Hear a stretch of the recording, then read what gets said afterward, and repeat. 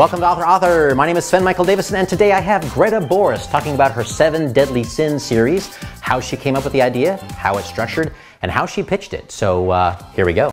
I'm a big fan of thrillers and domestic suspense, and I also knew that writing a book series is a good thing for newer authors to do, you know. So I was actually taking a class on book writing series when it came to me, this idea of doing a series based on the 7 Deadly Sins. So I would have a book for every sin, and in that book, I mean, it's not totally thematic, but it does play a theme in the book, and I could kind of explore the ramifications of whatever sin I was on, along with having all kinds of good fun things like serial killers and stuff like that, you know. So that's where the idea came from. And you've written, one's published so far, and you have another one coming out? Or you yes. have to... One came out in June, A Margin of Lust came out in June. You have to start with lust. Yes. So it's a bit of a hook, absolutely, you know.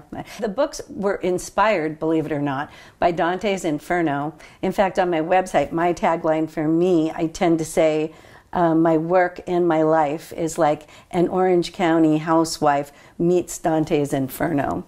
So, the lust is one of the first sins at the top, like with the first circle of hell, because it's not considered that bad. So as the books go forward, they kind of loosely follow the circles of hell in terms of the seriousness of the theme or the crimes that are in them. Gotcha. So Lust, A Margin of Lust came out in June, and The Scent of Wrath is coming out early December, and I'm currently working on The Sanctity of Sloth. Okay. Yeah. And are these all the same protagonists that you were following? Or okay. No, and that is another reason I wanted to pick a theme that was connected in a different way than having the main character be the connector, you know, because my books are not about amateur sleuths. If the protagonist gets involved with solving the crime at all, it's only to protect herself or someone she loves. It's not, she's not trying to solve it or help the police or anything like that. It's more that she's been immersed in this dangerous situation and has no choice but to deal with the situation that's in front of her. So I didn't feel like I could think of a character, that was interesting enough to carry for 7 whole books. Nobody came to me yet. And then the other thing is, since it is domestic suspense, like in the first book, A Margin of Lust, my main character is a real estate agent. Well, real estate agents are just not bumping into dead bodies every day. It would be really a stretch to have her, you know, come upon 7 different crimes. You know, it's just not going to work. So but I do introduce the next book's protagonist in the book that precedes. So the characters, it's kind of, the books kind of tend to overlap. Okay. And many of the characters from early books will be showing up in later books. So it's a sort of a world. Okay. Yeah. And so, since Scent of Wrath is coming soon, yes, can you tease a little bit of that? What that's about? Mm-hmm. So, The Scent of Wrath is about a single mother who, in order to protect her son, who's been in a bad car accident and he's recovering, and also social services is keeping a close eye on her because of the accident, thinking maybe she was negligent. She's trying to protect her son, but somebody is stalking her and leaving cryptic messages about her son. And so she doesn't know what to do about it, and she's got to figure it out and protect her son. And at this point, do you have all the rest of them outlined in the series? I mean, you pretty much know where you're going to go with it, or you're still kind of... Loosely. I had to present that to my publisher before she bought the series, because she wanted to know that, you know, it wasn't a one-off, that I really had ideas for future books. But I'm always thinking ahead to the next book. And actually, the very first book that I wrote, Color of Envy, which is now going to be book 4 in the series, but it'll have a lot of the same characters and some of the same plot lines, but my original version of Color of Envy was not professional and not good. But it had some good things about it. So I'm going to steal some of those good things, but it'll be very different. Okay. So that one, I kind of, up until Envy, which will be book 4, I have a really strong idea of what I'm doing. Books 5, 6, and 7, I'm a little more hazy, but we'll see. Hey, you got time. I got time. How did you start writing these, and then how did you end up getting these published? Well, probably a typical writer scenario. I wrote a lot of terrible stuff before I wrote something that was good enough to be published, which I think is typical. I have written a lot of nonfiction, and I never dove into fiction because I thought it wasn't practical. I thought you couldn't make money on fiction. Well, it's not any easier to make money on nonfiction. So I began to realize that.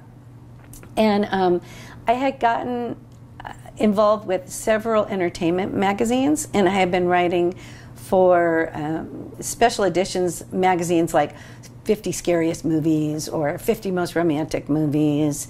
So I was doing a lot of movie reviews and rehashes and articles. And then I got hired on by Zombies magazine, which I turned into a total Walking Dead head. I just loved The Walking Dead. So I wrote a lot of articles for Zombies magazine. I guess in the process of writing these stories, I began to realize, or writing about other people's work and other people's stories, I began to realize, I want to create my own stories. I don't want to just write about other people's stories. And that's when I started working on fiction. And as I said in the beginning, typically you think because you're a writer and people actually pay you for your work that, I'll just write fiction. Well, it's not at all the same. In fact, in some ways, I think I had to unlearn a lot of stuff to be able to write fiction. My initial fiction attempts sounded like a journalist writing fiction. It didn't sound like fiction. So through trial and error and taking classes and going to critique groups and reading lots of books on craft, and I began getting a little bit better and hopefully will continue. It gets better and better. And the 7 Deadly Sins, that's your first foray into fiction? Or at least that you're telling people? The first published foray into fiction, yes. Yeah. So I pitched around a book that I was calling Peripheral Vision for a while. And it was good. And it had supernatural elements. And somewhere along the line I decided, just because I like darker books, I didn't want to write with a supernatural element. So my books are not, they're real world, present day. So that was a big shift for me, going away from that dark fantasy or supernatural thing. And so it kind of happened upon the idea of the 7 Deadly Sins series, as I said, in a class about writing book series. And got an idea for this character. My husband is a real estate broker, commercial real estate broker, but when he first started real estate, he was residential. And I kind of got this idea for a character who was a real estate agent who maybe is thinking about having a fling in one of her homes that she has listed. And at the same time, I happened to read an article about this series of crimes that were taking place in Texas in empty homes. And real estate agents were being raped. They weren't being killed, thank God, but they were being raped, which was awful. And so the whole thing kind of got together in my brain, and that's where the margin of lust was born. And there are murders taking place in these homes that are on the market, and I don't want to give it away, but she kind of gets herself in trouble, let's say that. Yeah, so that's where that one kind of came from. Please subscribe so my dad can make more videos like this. Thank you.